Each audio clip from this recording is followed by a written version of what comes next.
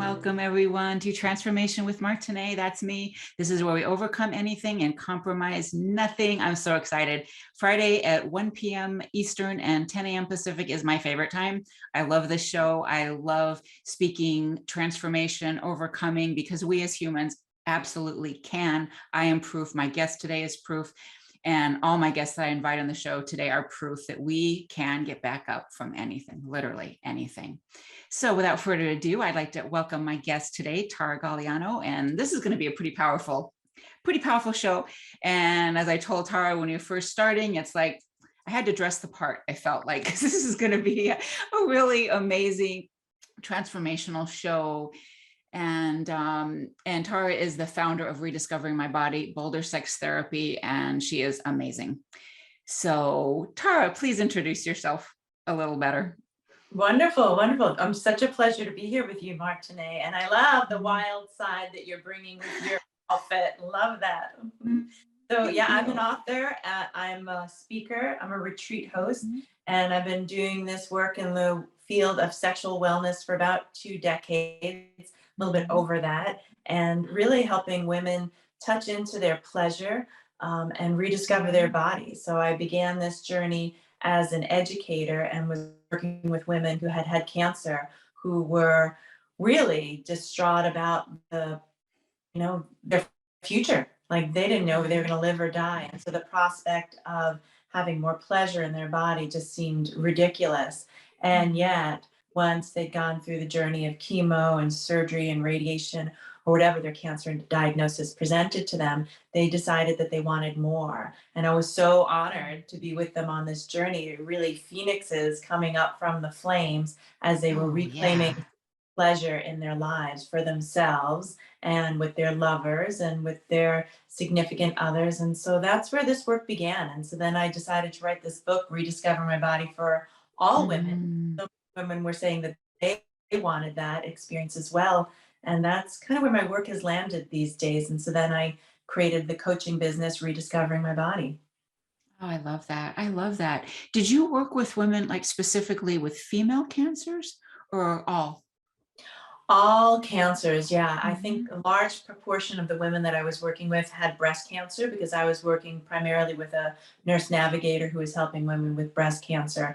And then so many women were finding that there were impacts on their sexual functioning when they, discovered that they had to go through radiation or chemotherapy, or that the surgery altered their sense of self. And so their confidence in their body image and their confidence in how they were to be sexy was really impacted. So it really, it impacted all women with all cancers. Yeah, I can relate. I had cancer in 2014. I had colon cancer. And well, because of the type of the cancer, I didn't always have control over myself, especially when chemo started, surgery went. And then when chemo started, it was a very humbling experience because there were some things I couldn't control, and feeling sexy definitely was something like, oh my gosh, am I going to be okay if I'm with my husband? It was a really scary thing. Plus start losing hair, eyelashes, things that just made me feel, well, not so good. And I was someone who struggled with body image anyway. So how did you start women on these journeys? Yeah. So how did you start women on this journey of appreciating their amazing bodies for what they've been able to carry them through? And I mean, and I think that's really where it begins, through the sense of appreciation and acknowledgement. And so particularly for women who'd gone through a cancer diagnosis and then subsequently the cancer treatment, that they were uncomfortable in their bodies because a lot of them felt like their bodies had betrayed them, or if they really were to feel into their bodies, that they might find that there's fear or guilt or shame and really powerful emotions that I think a lot of us don't want to feel into. So we begin to push them aside. And it was not exclusive to women who'd been on a cancer journey or had a cancer diagnosis. It was really, what I was finding was fundamental to so many of us in female bodies, that we were experiencing body image issues that caused us to feel shame, or we were experiencing shame and then we had body image issues. So it's it's a ubiquitous experience that impacts all of us. And when we're able to acknowledge what's true for us in our body and actually come into our body, we might have this sense of discomfort. And yet, that's where the power begins, because then we're able to claim more pleasure eventually. But it begins with standing or being where we are in the moment, whether it is the overwhelming shame, or whether it is the discomfort, or whether it is the numbness, or the lack of sensation that we may feel in our body. But it is acknowledging that, because if we don't acknowledge it, then nobody else is, right? And we need to take ownership of that for ourselves. So it's really beginning where we are. For sure. And allowing ourselves to feel into those things, because this is a topic that should be talked about more, and it's not, at least in the world that I'm in, the community that I'm in. And I think this is, whether you've had cancer or not, or you've had body image, eating disorders, anything like that. It's hard. I thought for the longest time that my body was just like my body. It was like not a separate thing, not as wise as I know now that it is.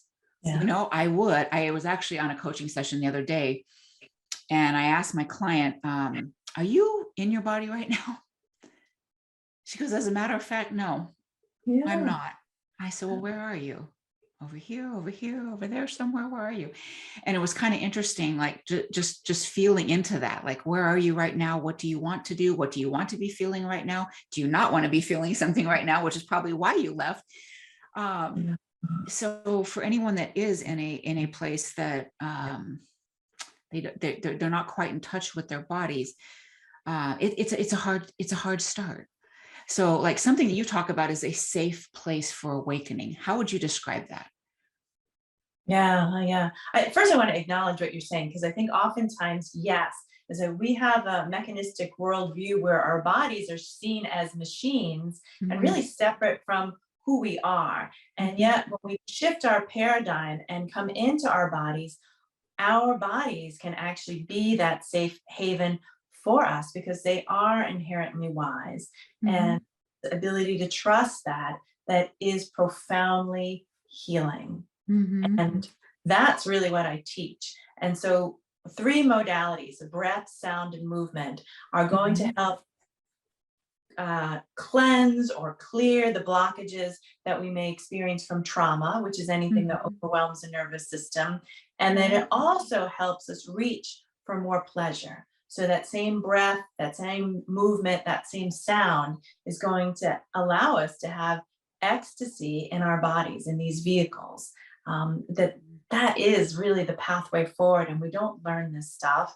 It's not things that we can come across easily. And yet it's simple, and it's not like it's really difficult things to learn, but it really is refocusing the attention. So we pay attention to these things that we're already doing. We're already moving. We're already making sounds. We're already breathing. Right. And it was interesting too, like you talk about, the nervous system. I know that I've got to kind of have a practice myself for like flow in my life. I've got to start the day out with a workout, some kind of nature out there, even go outside and just breathe the air a little bit, do whatever workout I'm going to do some meditation in order to, stay in here and to do the work that I need to do.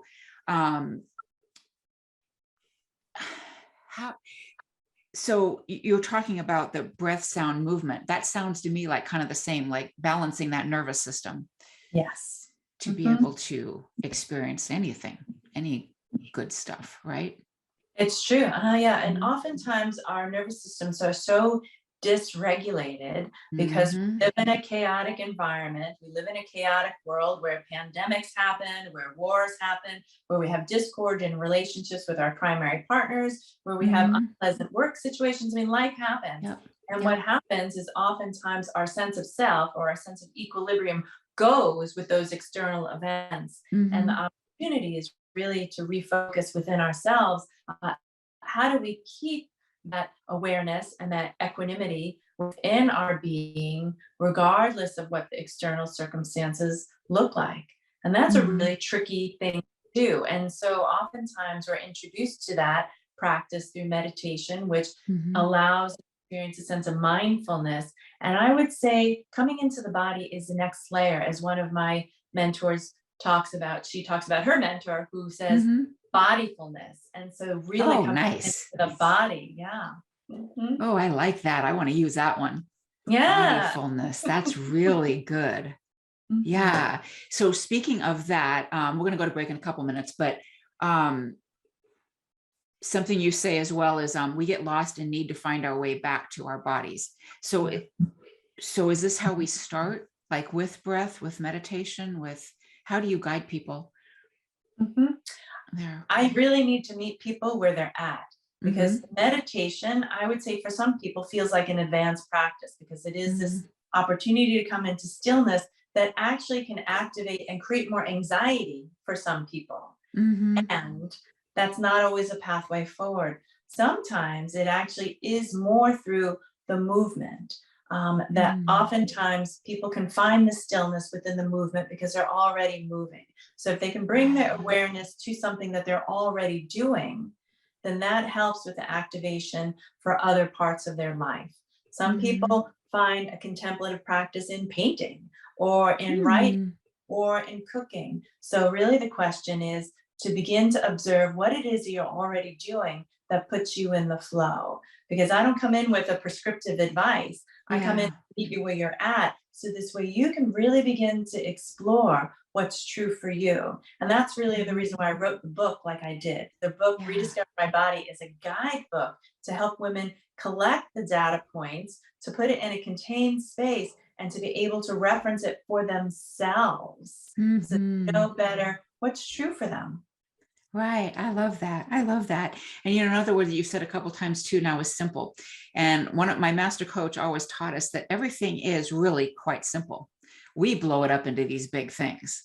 We do. And make everything so much harder than it really is.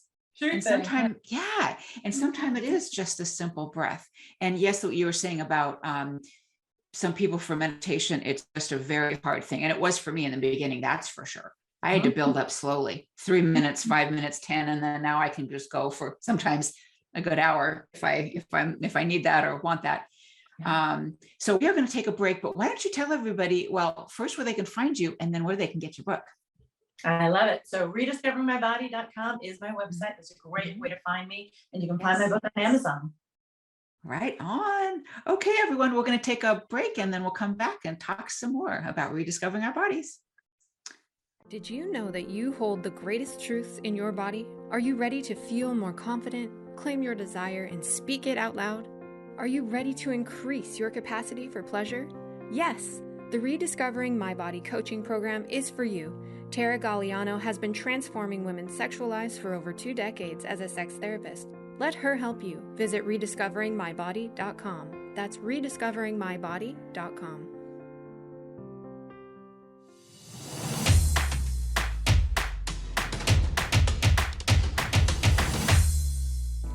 Welcome back, everyone, to Transformation with Martine. This is where we overcome everything and compromise nothing.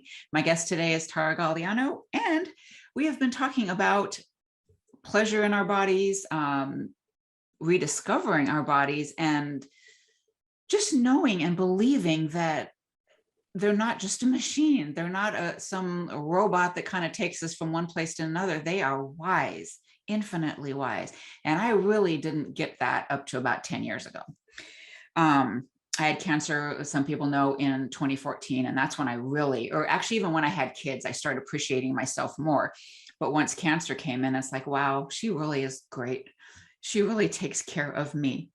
So before we go into a little more discussion, Tara, would you like to tell everybody about your masterclass in May? Oh, thank you so much, Martine. Yes, I would love to. So what I find is that when women have read the book and have a better understanding what's true for them, they want something more. And so I developed this masterclass based on the class that I was teaching in person in Boulder to women who had cancer. So it was a number of years that I was able to teach this class in person, and I loved it. And so everything that was wonderful for those women to learn, that really met them where they're at, is in the master And so in the master class, we're talking about desire, sensual connection, and inherent body wisdom. So we're really looking at these 3 pillars to dive deeper into the 5-week class. And I think it's a great access point for women who want to connect with others, and also more importantly, want to connect with themselves in a meaningful way. So I'll guide you through activities and exercises, and it's a great container to dive deeper into the exploration of yourself. Mm.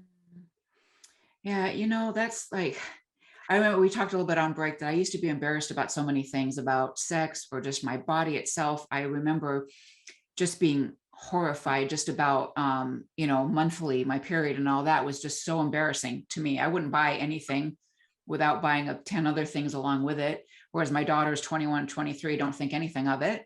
I think that we've come a long way.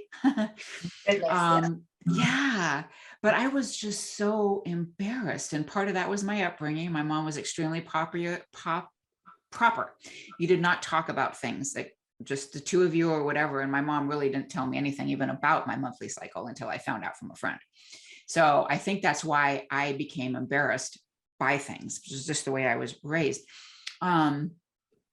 So do a lot of your clients come to you that way? Like, gosh, I know there's more for me here, but I don't know how to approach it with my partner. I'm not even sure how to handle it inside myself. Yeah, I would say yes, yes, and yes. What I find is that oftentimes we don't have a working vocabulary to speak about what brings us pleasure, or what it is that we desire. And then oftentimes we have the expectation that our partner knows. And when there's so much shame around sex, and when nobody's really talking about it, we oftentimes don't have the words. And yet we put this expectation on ourselves that we do have the words and that we're confident about it. And I like to write about that myself, is that my lover calls me shy because sometimes I don't have the words to say what it is that I desire. And I talk about sex all day long. Yeah. And it's the internal messages. It's from the messages from my family of origin. I was raised Catholic. And so there's some element of shame in that, and disavowing the body, and particularly the female body. And then there's all the cultural layers of that. And so when we don't have fluency and we don't have an ability to access language around what brings us pleasure, or even our body parts, then it makes sense that we can't conceptualize it, because language is really this great key that helps us bring forth what it is that we're thinking about, or what it is, the concepts that we have in our mind around pleasure or around ecstasy. And when we have the words, then we can begin to express it. And we don't have the words, whether we're speaking them or writing them, we're missing out on a whole bunch of stuff. And so what I like to help my clients do is create a working vocabulary so they can have a common language with their lover about what brings them pleasure. And oftentimes we don't know, right? So we got to start with something. And so I start with the things that maybe make us feel uncomfortable, and certainly to progress from private parts or down there to more concrete descriptive language, because there's power.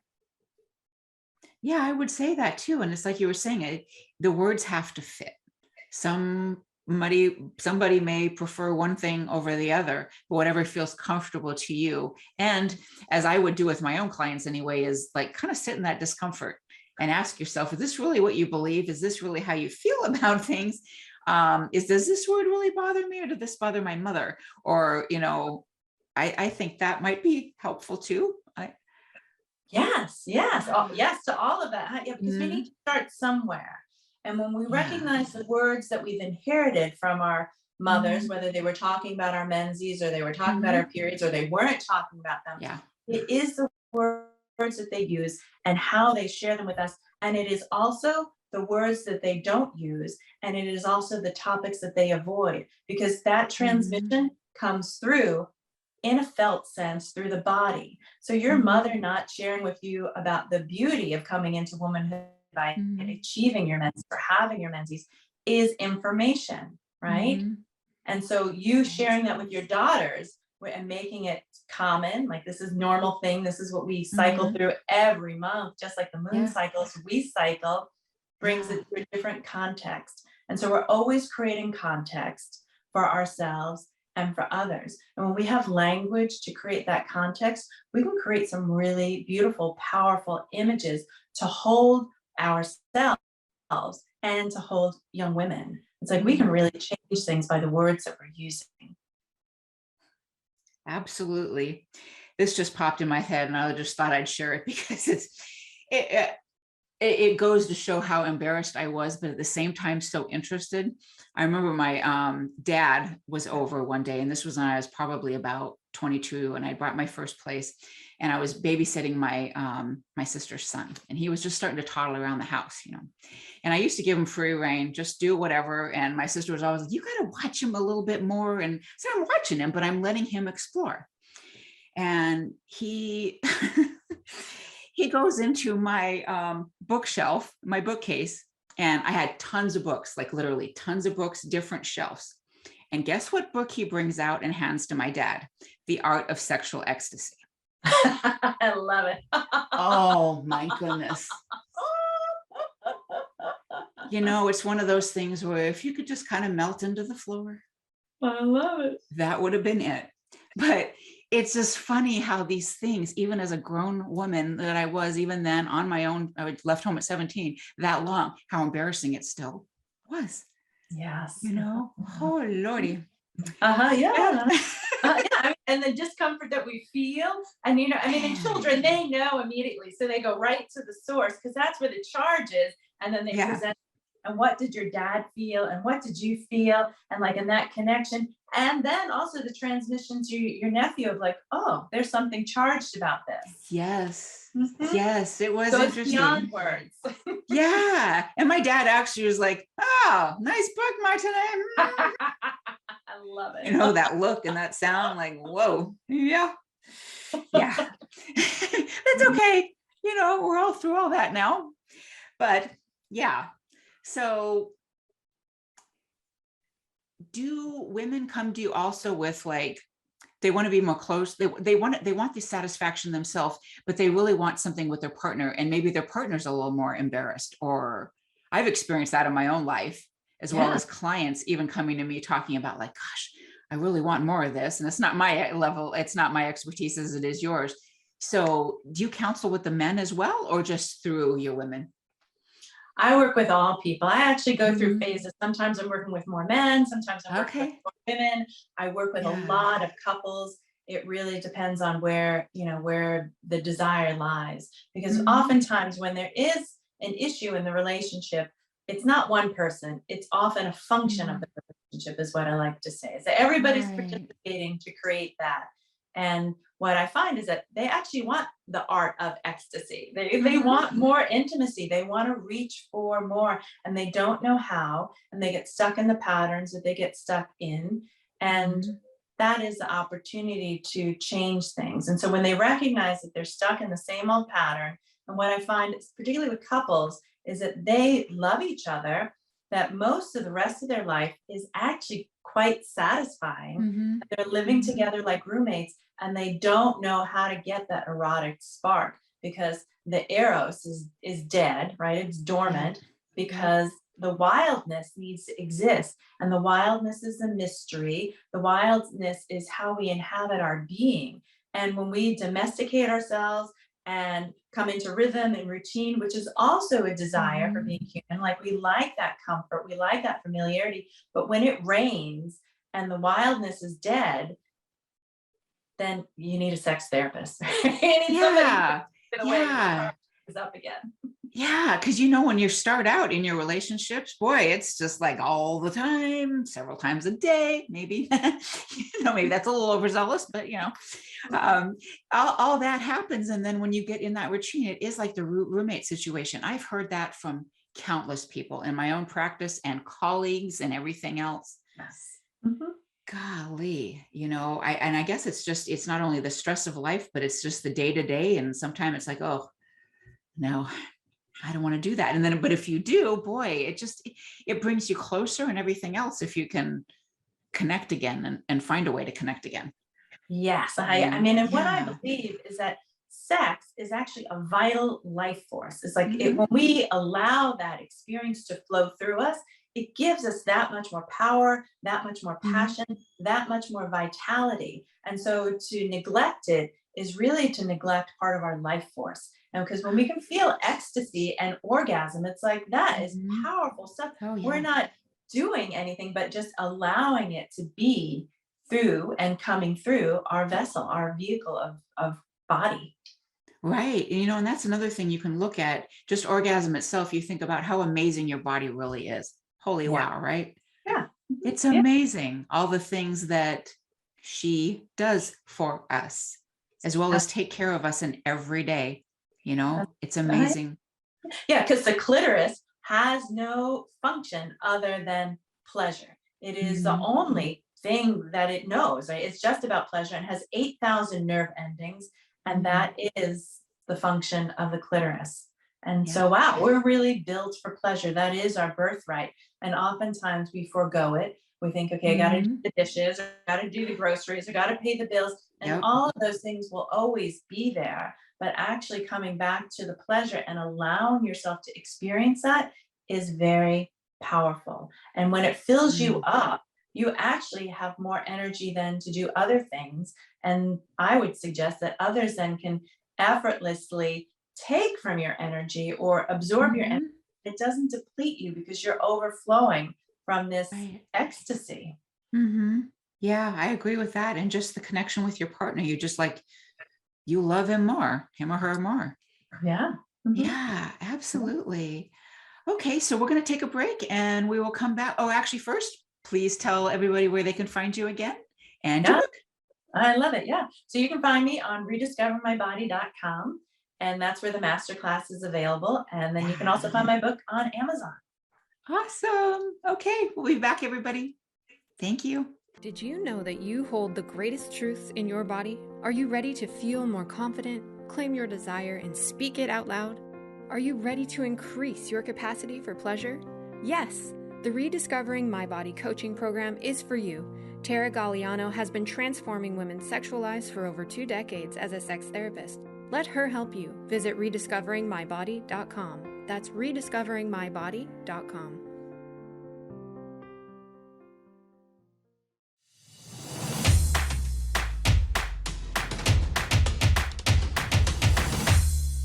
Well, welcome back, everyone, to Transformation with Martine. This is where we overcome everything and compromise nothing. My guest today is Tara Galeano. And by the way, you look really gorgeous today. Not only is it your background, but you just look so perfectly tan and beautiful. Thank you. I You just look came back amazing. from Florida. Oh, gosh. Okay. Yeah, because I say there's probably not as much sun in the Bay Area at the moment, Not really, at the as it moment. would be. Not so much. Yeah. Okay, cool. Right on. So we were talking a little bit on break about like one of my first experiences, and I mentioned my crazy book story there, but um, with really like diving into pleasure, sexual pleasure, that kind of thing was Tantra. Is that really around so much anymore? Or what else is in its place if not? Or do you teach any of that? Yeah. Yes. Yes. And yes.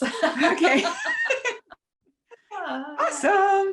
So I studied with the Source School of Tantra, and I Okay, think now they've changed their name, but I've studied with Charles Muir and Carolyn Muir okay. and Leah Piper Aiken. So really this history of the school, and they still do their work. They're still offering classes this coming year, and I studied Tantra with them in 2000, in 1999, and then again recently. So really Mhm. this theme of Tantra is important because it's good to know where we can go beyond to. So, Tantra, I would say, is not for everyone, but it is offering advanced techniques that you can live into. And I would say, by and large, it is the breath, the sound, and the movement. And then the fourth element is presence. It's like, how are you Mm, bringing your to the breath, to the sound, to the movement?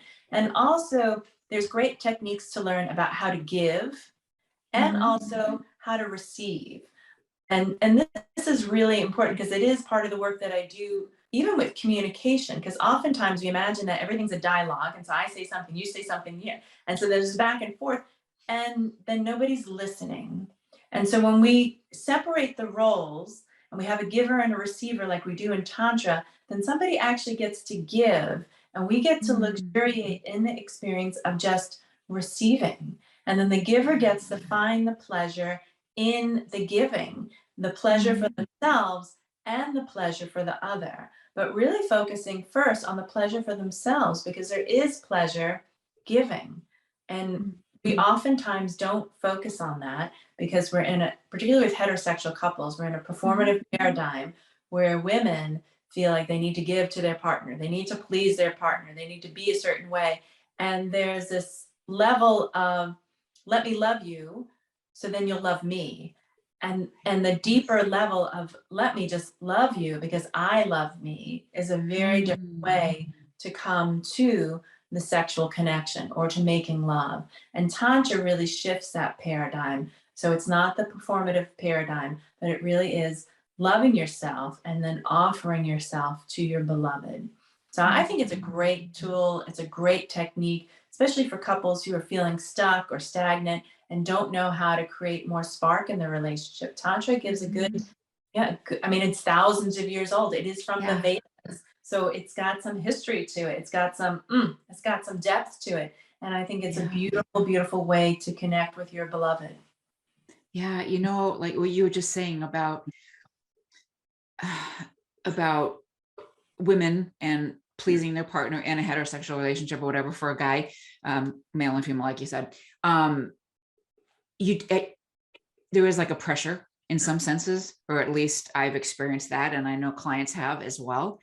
And if you don't feel particularly, and this is almost like back to the cancer thing, if you don't feel particularly good about yourself in any way, it really is hard to let that pleasure come back to you. It's like, it's okay to give it, but it's hard to get it back. Yes. You know? Oh, yes. And that's true whether we've had cancer, whether we have low self-esteem, whether we have lack of confidence, whether we have body image issues. I mean, all of the things that impact our well-being detract from how we show up as confident and sexy. And when we own that we actually love ourselves because we are such love, then we can share that love effortlessly with others. And oftentimes, what I see and why couples come to me, and individuals as well, is that they imagine that the love comes from outside of themselves. And if they could just be a certain way, or if they just had a certain technique, or if they just had a certain something, then they could give that to that person, and then that person could give them the love that they desire. And that's never, ever the case. It's just never the case.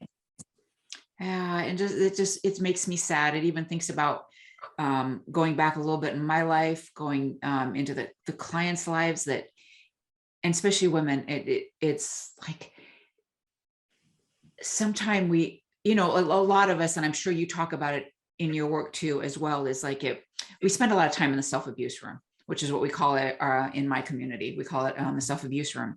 And I've spent a lot of time in there. And it wasn't until I really like started, how would I put it? Like, this is something that Louise Hay says too, is approving of yourself, I guess. It's almost like a mantra of, I approve of myself, and just keep saying that over and over and over again. And then I work with my clients with mirror work, like really looking in there and telling her you're proud of her. Yeah. That's so important. And that starts you to feel loving about yourself, loving yourself. And I used to think, and maybe some of your clients, I'm sure they are, that you almost think like that self-love is arrogant. Yeah. Yeah. It's a sad place that, you know, we've either been beaten down or we've done it to ourselves, you know, or both. Yeah. Yeah, for sure. Sure. And so the words are really critical. They're a great motivation factor, and get people to understand that, oh, okay, I'm in the self-abuse room. I can change the words, and I can change how I'm viewing myself, because that will then impact the subconscious level. And also coming into the body. It's like when we know how we're armored, when we can really see it in the physical body, because I'm wearing my shoulders like earrings, I have such tension in my body. I mean, I would sit in my former relationship, I would sit with my leg up against my chest and think that this was normal. And I had my arm wrapped around my leg, and I thought, oh, I'm just flexible. I'm just sitting in a yogi position. But that was my position of comfort. And when I feel into that now, it was really my protection. It's like I needed to sit like that when I was across from my former husband because I needed to feel so protected. And now what I recognize out the unwinding, the physical unwinding that I've needed to do within my body to release that protection, because I don't need to be protected, because I actually am safe today and I provide the sense of safety. And when we have more safety in our lives, then we can certainly reach for more pleasure, because safety needs to come first for so many of us as women in particular. We need to feel safe so we can have more pleasure. Absolutely. That just reminded me, I am doing an anthology, a couple of them this year. And one of the things I found so crazy almost in my life that I worked for a boss that is when I was probably about 23, 24 as well. I worked for a boss that we started the day every day with meditation. He was an attorney, but it was a little different, but it got me into the world of metaphysics and meditation and helping others, in that manner. And I met one of his colleagues once. We had gone to a dinner and we got to talking about childhood things that happened. And he asked me, he goes, do you forgive your dad? And I said, absolutely. Yeah. I wasn't aware. I was shaking my head no at all. And that's what reminds me when you talk about the position you had to hold yourself in. Yeah. Wow. Mm-hmm. And so you didn't fully know what you were doing either, huh? It was just I had no idea until I got out of Oh. the situation, was able to reflect on it. Because the wonderful thing about the body is that the body doesn't lie. It's like a mind tells us all sorts of stories about what's true or what the next judgment is, but the body really, I mean, I know it's Bessel van der Kolk's book is Body Keeps the Score, and it's so true. Everything is in our body on a cellular level. It's encoded there. And so we have to really just begin to understand what is true and what is living in our body. And not that it's right or wrong, but it tells us a story. It tells us this fantastical narrative when we listen to it about who we are and how we're showing up in the world. Mm-hmm.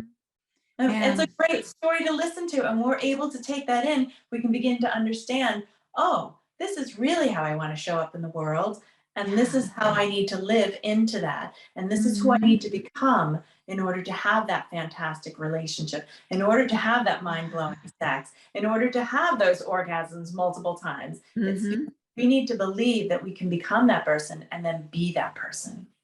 Yeah. Wow. Speaking of orgasm, I'm just going to ask you this.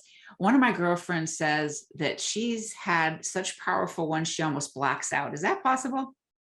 I'm always amazed at the capacity for the human body. I've not heard that before. And yes, oftentimes I hear women say that they have tremendous orgasms and it's such a release that they cry. And then their partner doesn't understand, and then they feel like they need to explain themselves. But the capacity for the human body to experience such release is true. Yeah. And that she almost blacks out. Yeah.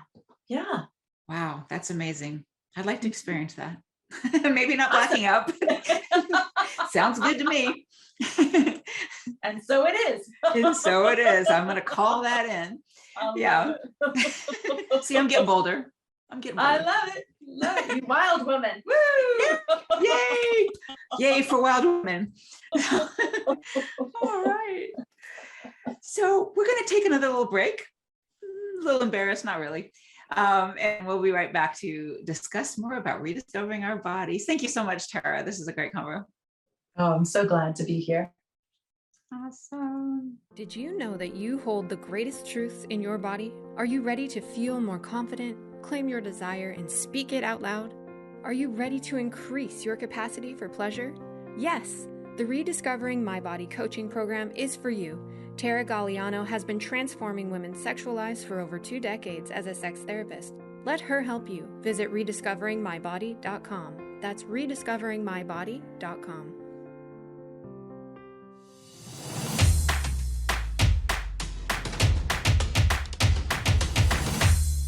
Welcome back, everyone, to Transformation with Martine, where we overcome everything and compromise nothing. We've been having some good, juicy talk about sex and being wild women. Yes, we like this.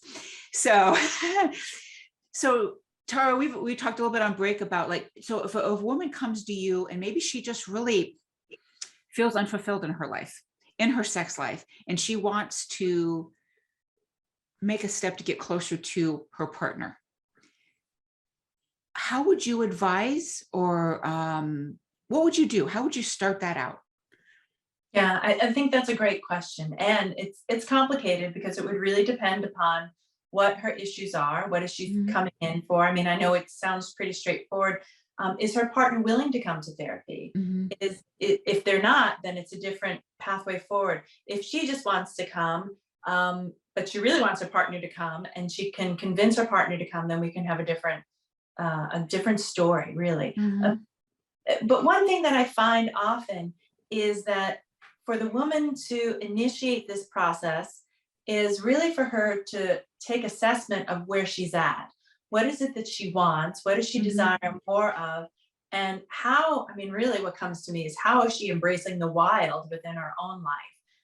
That oftentimes there's a stagnation that happens with domestication.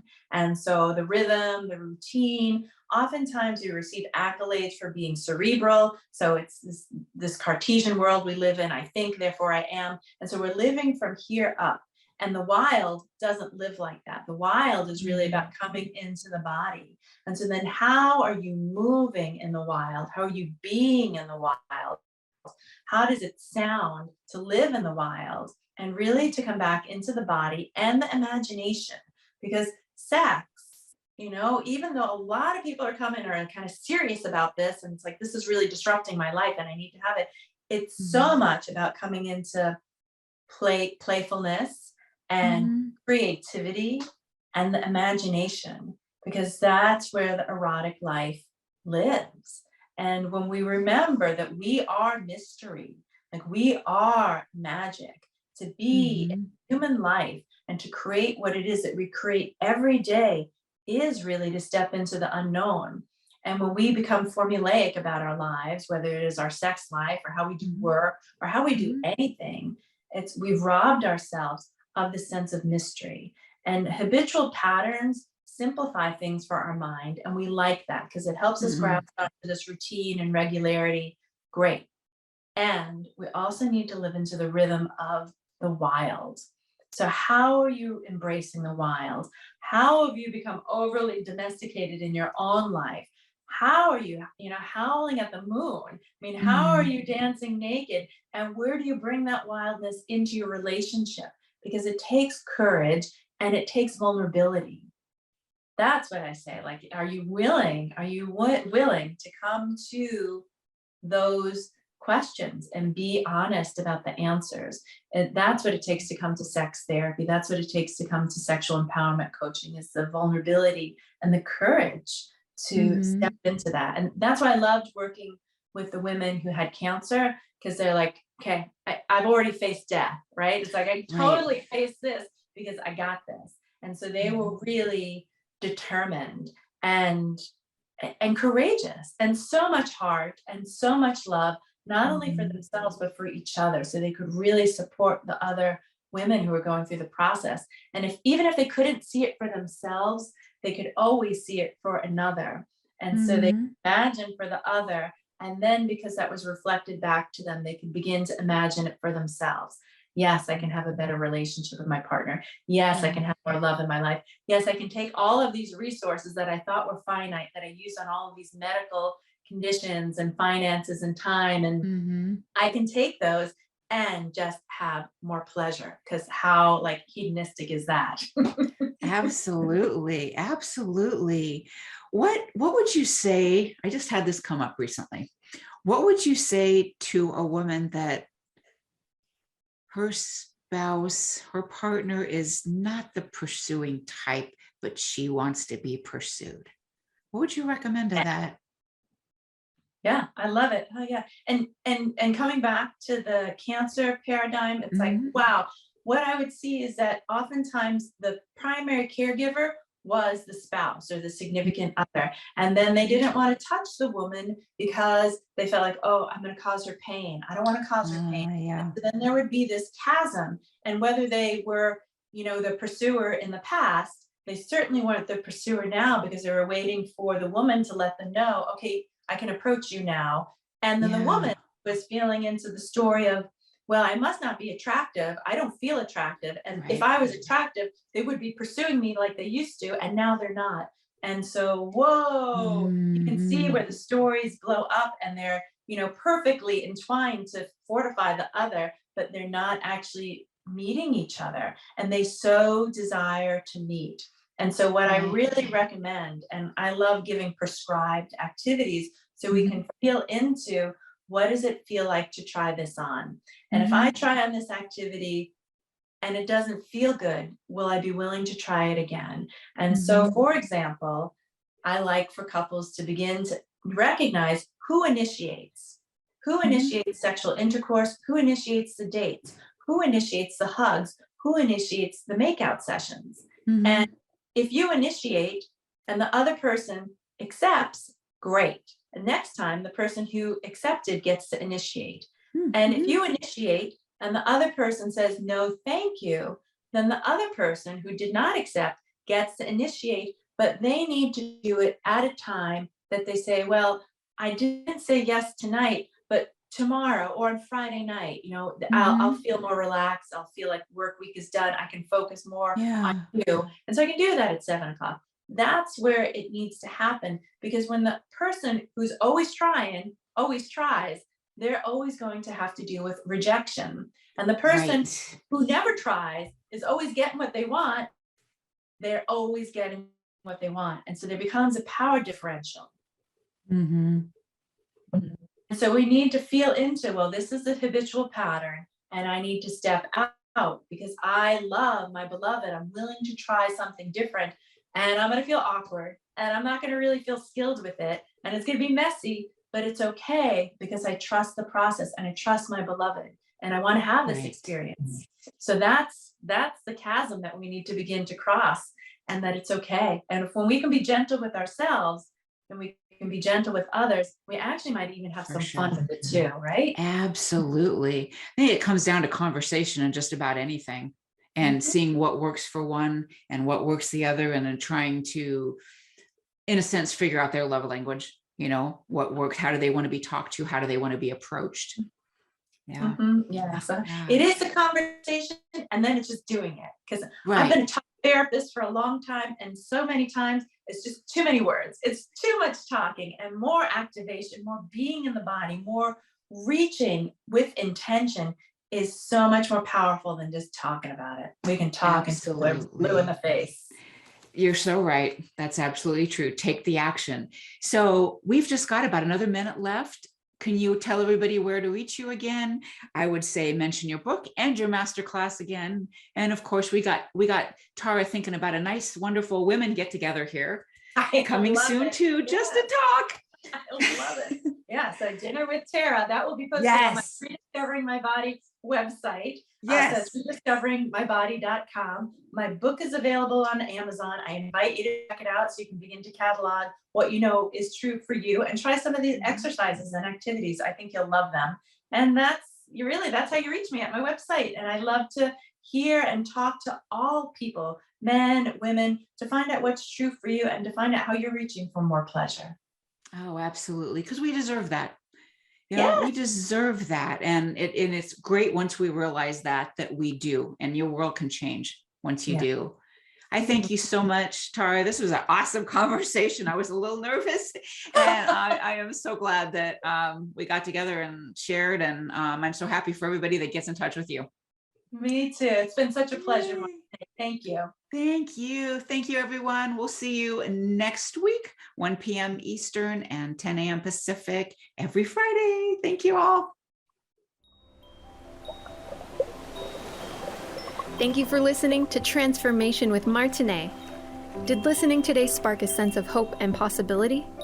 Hold on to this feeling and tune in every second and fourth Friday at 10 a.m. Pacific for more inspiring conversations with Martine and her guests. They will show you there is hope, and you are right where you need to be. Martine is dedicated to supporting you right where you are while launching you towards promise, passion, and possibility that leads to the fulfilled life your heart aches for. If you're tired of being stuck, schedule a complimentary consultation with Martine and get on the exciting path towards the life you want to be living. Visit martineemmons.com and make your appointment today.